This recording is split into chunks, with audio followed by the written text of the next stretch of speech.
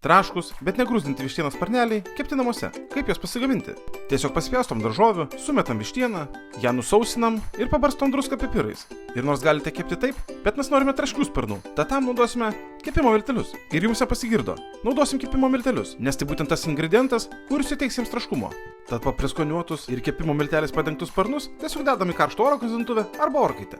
Bei einam ruošti padažo, kuriam naudojam tiesiog graikišką jogurtą, ilgavaisę agurką, česnako daug, porą šaukštelių majonezo ir druskos pipirų. Beje, jei turite kokį raugintą agurką, tai dėkite ir jo, nes labai tinka. O kalbant apie kepimą, tai pradžių pakepu žemesniai temperatūrai, o finalizuoju su maksimaliais pajėgumais, kad gautume štai tokį variantą.